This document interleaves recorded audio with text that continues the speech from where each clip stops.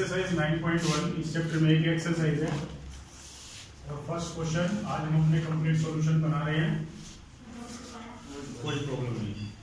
A circus artist is climbing a 20 metre long rope. एक circus का artist एक 20 metre लंबी रस्सी के ऊपर चढ़ता है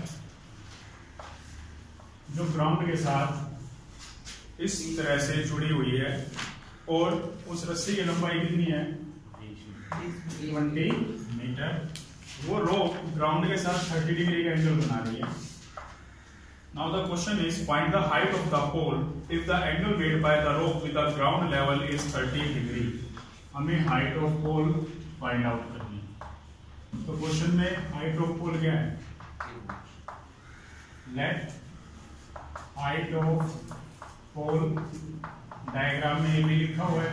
अगर आप कुछ एज्यूम करना चाहें तो उसे एज्यूम कर सकते हैं।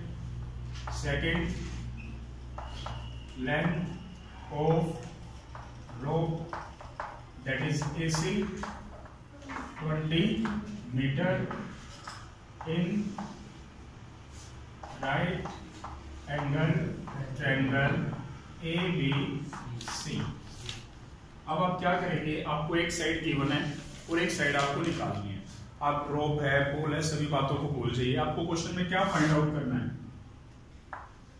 AB और गिवन क्या है AC। जिस साइड पर दो एंगल हुए वो साइड आपकी बेस, तो ये परपेंडिकुलर और ये हाइपोटेन्यूज। तो ये बना P बाय H। ट्रिग्नोमेट्री में P बाय H क्या होता है, साइन, और थीटा कितना है, साइन 30 की वैल्यू टेबल में AB H एज्यूम किया गया, AC की वैल्यू 20, तो ये बना H बाय 20। डिवाइड में जो 20 है वो राइट में गया, multiply is equal to 10 metre. तो ये आपका जो क्वेश्चन पूछा गया था, क्वेश्चन में what is the height of the pole. तो हाइट ऑफ पोल हमने H एज्यूम की और H की वैल्यू आ गई आपकी 10 मीटर। आंसर। किसी को कोई problem? Now question number second question में a tree breaks down due to storm. एक पेड़ था वो तूफान में स्ट्रोम में टूट गया। तो मान लीजिए ये ट्री है, ठीक है, सिंपल से एक लाइन से बात करेंगे। ये टूटने के बाद जो इसका ऊपर वाला हिस्सा था वो जमीन पर टच कर गया। ये पार्ट यहां से टूटा और टूट के कहां पर गिर गया, तो ये कुछ ऐसे टच कर गया। Is that clear? और जो नीचे जमीन पर टच करता है तो वहां पर कितने डिग्री का एंगल बना, 30 degree. The distance between the feet of the tree and the point where the top touches the ground is 8 metre. जहां पर ट्री की टॉप ने टच किया जमीन पर गिरने के बाद, वहां पर और वहां से लेकर फुट ऑफ द ट्री के बीच की दूरी 8 मीटर है। क्वेश्चन है find the height of the tree. Tree की हाइट कितनी है? ये आपका ट्री है A B C। ये ट्री का A पार्ट टूटा और वहां से टूट के कहां पर आकर गिर गया, जमीन पर। तो ये A पार्ट नीचे आ गया, कोई प्रॉब्लम? अब यहां पर मैं थोड़ा सा समझाने के लिए लिख देता हूं कि ये A डैश है। कोई प्रॉब्लम है इस चीज में? मैं AC निकालूं या यहां से AC निकालूं, कोई फर्क है उस बात में? क्योंकि वही पार्ट जो ऊपर था वो टूट के कहां गया है, नीचे। सबसे पहले जो बातें आपको दी गई, distance of foot of tree from the point where top touches. जहां पर टॉप जमीन को टच कर गई टूटने के बाद, उन दोनों पॉइंट्स के बीच की दूरी डायग्राम में AB है और वो वैल्यू है आपकी 8 मीटर। और थीटा आपका कितना हो गया, 30 डिग्री। तो आपकी राइट एंगल ट्रायंगल कौन सी बनी, इन ट्रायंगल ABC। आपको एक तो BC साइड निकालने हैं और क्वेश्चन में गिवन क्या है, BC क्या आपका परपेंडिकुलर, ये बेस और ये हाइपोटेन्यूज। तो आपको गिवन है P बाय B। तो P बाय B क्या होता है, tangent theta. Is that clear? BC नहीं पता, value of AB is 8, tangent 30 की वैल्यू जो टेबल में देख के बताइए। 1/√2। बेटा लास्ट ईयर तो 3 होती थी, अब क्या पता चेंज हो गई हो। BC/8, ये 8 डिवाइड में है, राइट में लेके जाएंगे तो मल्टीप्लाई हो जाएगा, तो BC की वैल्यू क्या हो जाएगी? 8/√3। इस बाय के √3 को रेशनलाइज कर देंगे, इसका मतलब है √3 से मल्टीप्लाई और √3 से ये बना 8/√3/3 मीटर। कोई प्रॉब्लम? और हमें कौन सा पार्ट चाहिए? AC। और आपको क्वेश्चन में गिवन क्या है? AB। Then AC/AB। AC क्या है? H और AB क्या है आपका? बेस। देन H/B कोस, दोबारा चेक करो, सेकेंड 30 डिग्री। AC निकालना है, AB की वैल्यू 8, सेकेंड 30 की वैल्यू 2/√3, और ये AC/8, तो 8 राइट में गया, इससे मल्टीप्लाई हो जाएगा, 8 2 जा 16/√3, बाय के √3 को रेशनलाइज करेंगे, 1/√3 से मल्टीप्लाई और √3 से 16/√3/3 मीटर। तो ट्री की हाइट क्या होगी? हाइट ऑफ ट्री, इस BC में किसको प्लस कर दें? AC को। BC plus AC।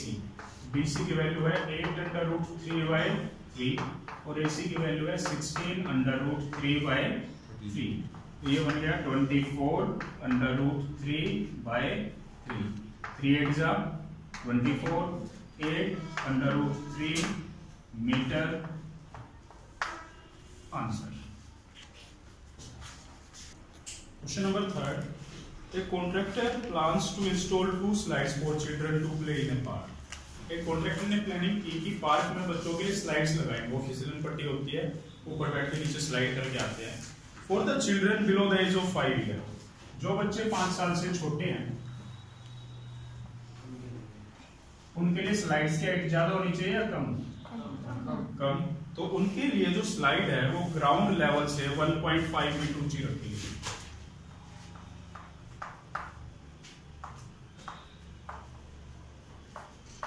कुछ ऐसी शेप बन जाएगी। She prefer to have a slide whose top is at a height of 1.5 meter and inclined at an angle of 30 degree। नीचे 30 डिग्री के एंगल से जमीन के साथ टच है। जो बच्चे 5 साल से बड़े हैं उनके लिए स्लाइड की हाइट ग्राउंड से 3 मीटर रखी गई, और वो स्लाइड ग्राउंड के साथ 60 डिग्री का एंगल बना। इस स्लाइड आपकी सेकंड, इसका नाम रख लेते हैं DEF। Is that clear?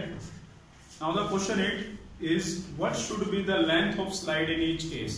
दोनों केसेस में स्लाइड की लेंथ क्या होनी चाहिए? तो length of slide for children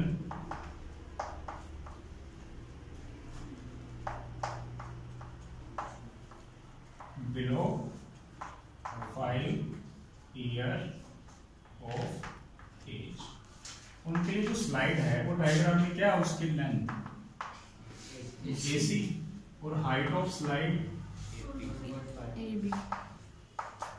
पूरी लाइन सेम लिखी जाएगी, AB is equal to 1.5 metre. अब क्वेश्चन में हमें तो AC निकालना है।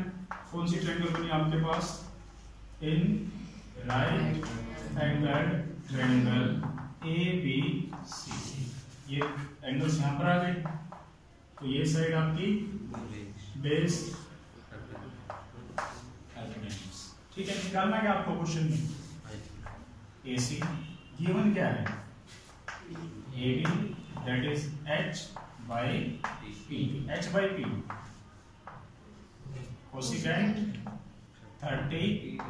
कोसेकेंट 30 की वैल्यू 2 AC निकालना है और AB की वैल्यू क्वेश्चन में 1.5।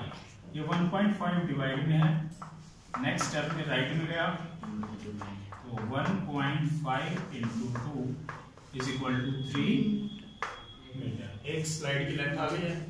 जो सेकंड स्लाइड है उसकी लेंथ क्या है? DF length of slide for children above 5 years। जो बच्चे 5 साल से बड़े हैं उनके लिए स्लाइड की लेंथ क्या है? DF। और हाइट ऑफ स्लाइड क्या है?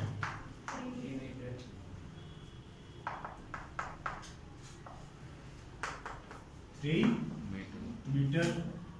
ओ क्वेश्चन में निकालना क्या है? DF और ट्रायंगल कौन सी बनी? इन right angle triangle DEF। DF निकालना है और क्वेश्चन में गिवन है DE। फिर से H by B cosecant 60 degree. DF निकालना है और ये वैल्यू आपकी 3 कोसेकेंट 60। बताइए जल्दी क्या होते हैं कोसेकेंट 60 की?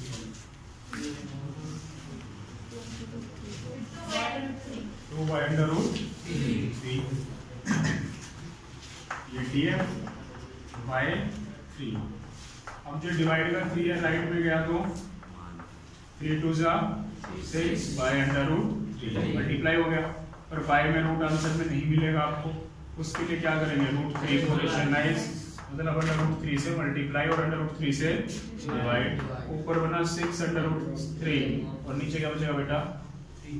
3। थोड़ी देर पहले सवाल पूछा था कि कैसे सर, तो 3 2 6 2 √3 metre answer. Question number 4, the angle of elevation of the top of a tower from the point on the ground.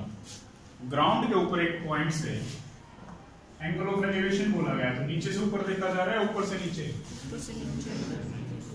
ऊपर से नीचे एलिवेशन होता है, नीचे से। तो ग्राउंड के एक पॉइंट से एक टावर की टॉप को देखा जा रहा है, तो दूसरी तरफ कौन है? Tower which is 30 metre away from the foot of the tower. वो पॉइंट टावर की फुट से 30 मीटर दूर है और एंगल बनता है 30। Then find the height of the tower. आपको टावर की क्या निकालनी है? हाइट। A B C। तो let height of tower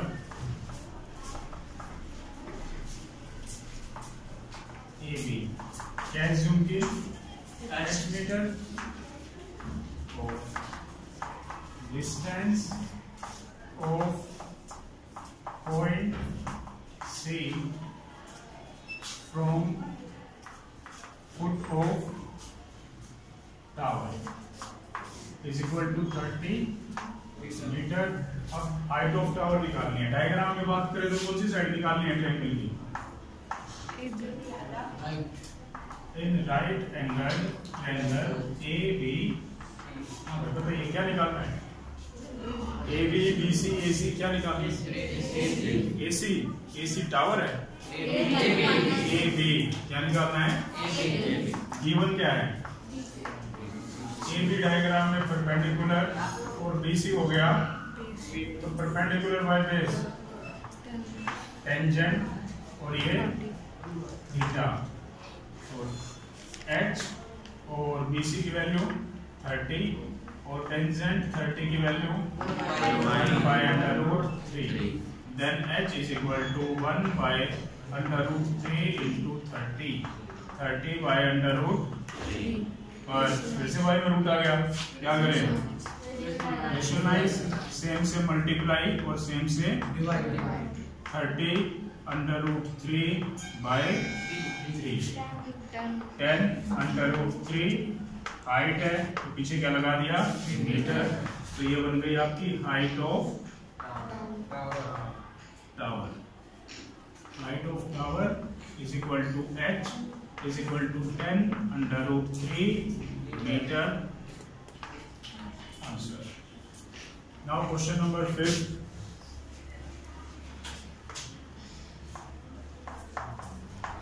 In question number 5, a kite is flying at a height of 60 meter above the ground. एक kite है जो जमीन से 60 मीटर ऊपर उड़ रहा है, तो जो उसकी जमीन से परपेंडिकुलर हाइट है वो आपको दी गई है। इस पॉइंट पर आपका काइट। Is that clear? ये हमारा एग्जाम हो गया। Next point, the string attached to the kite is temporarily tied to the point on the ground. जो काइट का धागा है उसे टेम्परेरीली ग्राउंड से बांध दिया गया है, तो ये काइट की थ्रेड हो गई, स्ट्रिंग हो गई। Next, the inclination of the string with the ground is 60 degree. वो धागा जब जमीन से टच करता है तो कितने डिग्री का इंक्लिनेशन होता है, 60 degree. Find the length of the string, धागे की लंबाई निकालिए। तो अब इसमें धागा कौन है, AC, हमें ये निकालना है। लेंथ ऑफ स्ट्रिंग, डायग्राम में साइड AC है, इसको क्या ज़ूम कर लें, L मीटर, या AC भी रखा रहने दे, उससे कोई प्रॉब्लम नहीं है। हाइट ऑफ काइट, हाइट बेटा 60, और पीछे क्या लगा हुआ है, मीटर। कौन सी triangle, in right angle triangle ABC।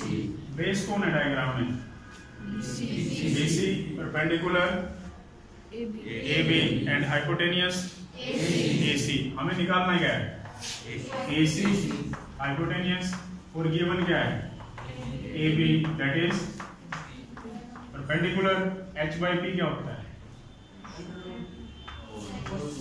Cosec, और थीटा कितना है, 60 डिग्री। AC को L एज्यूम किया, AB की वैल्यू 60 है, तो कोसेकेंट 60 की वैल्यू 2/√। ये 60 डिवाइड में राइट में गया तो किससे मल्टीप्लाई हो जाएगा, 62 जा 120/√। अभी √3 बार रिपीट हो रहा है, हर क्वेश्चन में ऐसे ही आ जाता है। √3 से मल्टीप्लाई और √3 से ये बना 120/3 से 120 cancel, 40/√3 metre.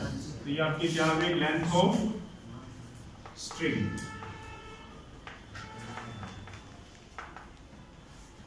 Is equal to L is equal to 40/√3 meter. Answer. Question number 6. A 1.5 meter tall boy is standing at some distance from a 30 meter tall building. एक 1.5 meter tall boy एक 30 metre ऊंची building से कुछ दूरी पर खड़ा है।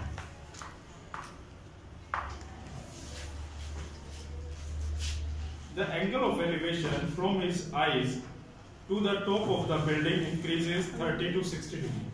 वो बिल्डिंग की टॉप को देख रहा था, उसकी आईज से जो एंगल था, ऊपर देखना एलिवेशन होता है, तो उसकी आईज यहाँ पर होंगी, एंगल 30 डिग्री है, थोड़ी देर के बाद एंगल 60 डिग्री हो जाता है।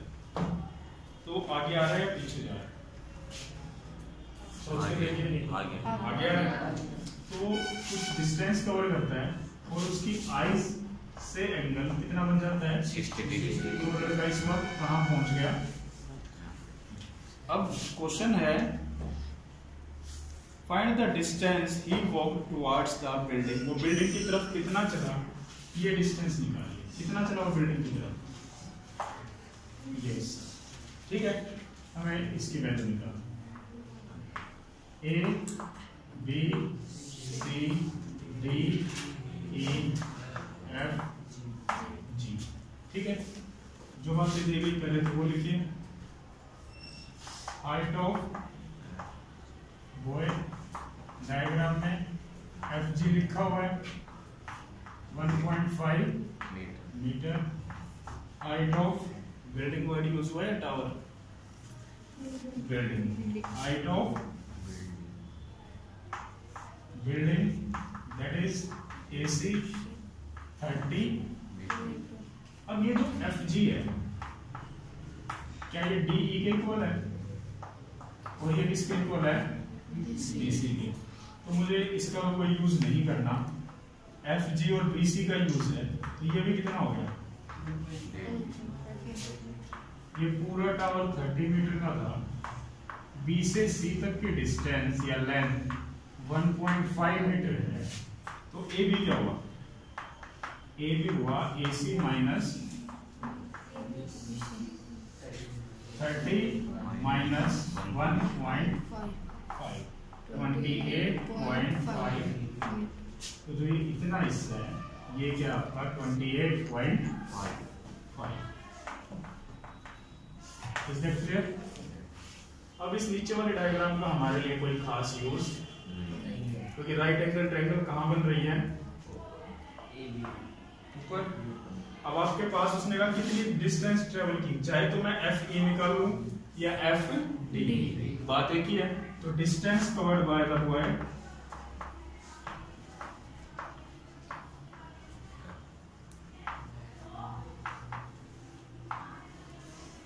वो है FD।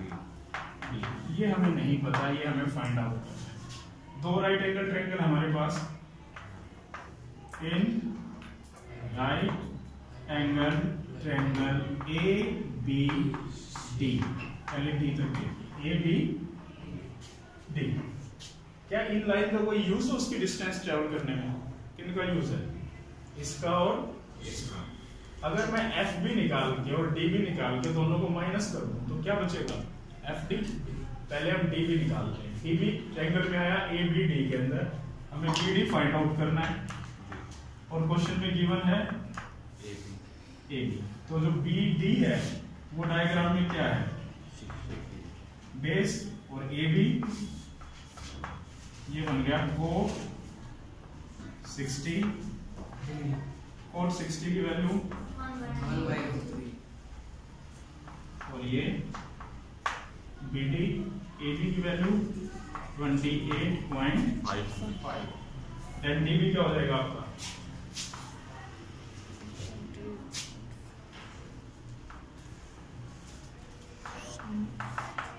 28.5 बाय √3 और फिर से बाय √3 आ गया।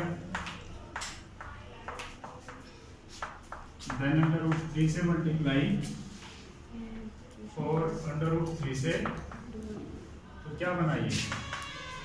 28.5 √3 बाय 3 9 जा 27 बचा 1 3 5 जा 15 √3। अब इस लाइन पे कोई ध्यान नहीं देगा। अब एक और ट्रायंगल दिख रही होगी आपको, क्या नाम है? इन राइट एंगल ट्रायंगल ABF। अब इसमें से क्या निकाल लें? FB। और क्वेश्चन में गिवन क्या है? AB। फिर से ये साइड हमारी बेस और ये साइड परपेंडिकुलर बन गया कोट, और एंगल कितना है? 30 डिग्री। कोट 30 की वैल्यू √3। FB फाइंड आउट करना है। ये 28.5 डिवाइड में है। नेक्स्ट स्टेप में 28.5 √3 मीटर। अब इस पूरी लाइन की लेंथ है 28.5 √3 और इस लाइन की लेंथ है 9.5 √3। दोनों को माइनस कर दे तो क्या बचेगा? F D. क्वेश्चन यही था कि लड़के ने कितनी डिस्टेंस ट्रेवल की, डिस्टेंस ट्रेवल या covered by the boy, that is F D. और एफ डी कैसे निकलेगा, F D minus D D. F D की वैल्यू है 28.5 under root 3 minus 9.5 under root 3, ये बना 17 under root 19 under root 3 metre answer.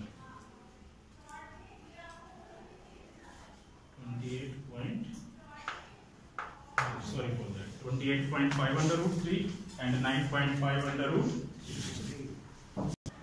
Question number 7. From a point on the ground, the angle of elevation of the bottom and the top of a transmission tower fixed at the top of a 20-meter high building.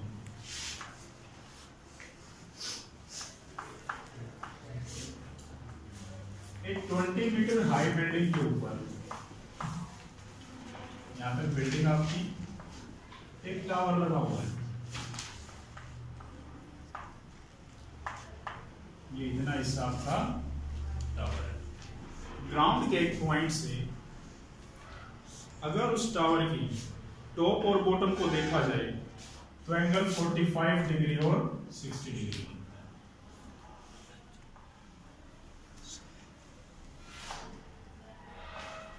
एक angle 45 और एक 60, तो जो smaller angle है वो 45 और जो greater बना वो 60 डिग्री। अब क्वेश्चन है find the height of the tower. तो ये टावर है, टावर की हाइट को एज्यूम कर लेते हैं h, ट्रायंगल का नाम A B C D. Let height of tower is equal to AB is equal to H meter, height of building is equal to BC is equal to 20 meter। तो पूरी side AC क्या बन गई, AB plus BC, H plus 20 metre. फिर से इस diagram में दो राइट एंगल ट्रायंगल है। अगर आप ध्यान से देखेंगे, एक तो बड़े वाली राइट एंगल ट्रायंगल जिसका नाम है ए सी और डी, यहाँ पर एंगल है 60 डिग्री, और ये जो पूरी ए सी साइड है ये क्या बन गई, एच प्लस 20 मीटर। ठीक है, फिर एक छोटी ट्रायंगल है, उस छोटी ट्रायंगल का नाम है बी सी डी, और यहाँ पर एंगल 45 डिग्री, और यहाँ पर एक ऐसी साइड है जो दोनों ट्रायंगल्स में है। कौन सी साइड है जो दोनों ट्रायंगल्स के बराबर, सी डी। ये साइड दोनों ट्रायंगल्स में। आप ये दोनों ट्रायंगल्स लीजिए और इन दोनों ट्रायंगल्स में से सी डी की वैल्यू निकाल लीजिए। पहले है in triangle A C D, और दूसरी ट्रायंगल है इन ट्रायंगल बी सी। आपको इस टाइप के क्वेश्चंस में हमेशा दो ट्रायंगल मिलेगी, एक साइड या एक लाइन सेगमेंट आपके पास ऐसा होगा जिसकी लेंथ दोनों डायग्राम में सेम हो। आप उस पार्ट की वैल्यू निकाल लीजिए, आपका क्वेश्चन इजीली सॉल्व हो जाएगा। जैसे हमें डीसी की वैल्यू निकालनी है, क्वेश्चन में गिवन क्या हो गया, एसी, डीसी हमारा बेस और एसी परपेंडिकुलर। तो बेस अपॉन परपेंडिकुलर 4, और एंगल कितना है 60 डिग्री, और 60 की वैल्यू 1/√3। डीसी निकालना है, एसी की वैल्यू h प्लस 20, तो डीसी क्या हो जाएगा, h प्लस 20 यहाँ जाके मल्टीप्लाई हो जाएगा, h plus 20/√3। Equation number second triangle में भी सी डी की वैल्यू निकालिए और गिवन क्या है BC। फिर से बना base by perpendicular, cot 45 degree और कोट 45 की वैल्यू होती है 1। CD डायग्राम में BC की value 20, then CD by 20, CD is equal to 20 into 1, that is 20। अब दोनों वैल्यू किसकी है, CD या DC, तो बात एक ही है। तो अगर CD दोनों ही सेम है तो मैं दोनों को इक्वल लिख सकता हूं from equation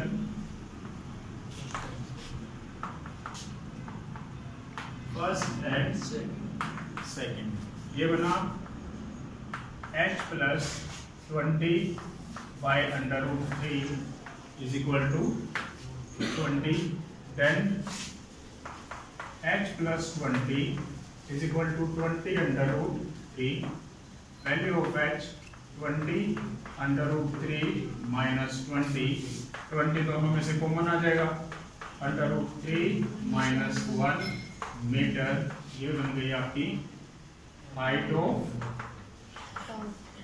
tower is equal to h is equal to 20 √3 minus 1 metre. Answer note कीजिए।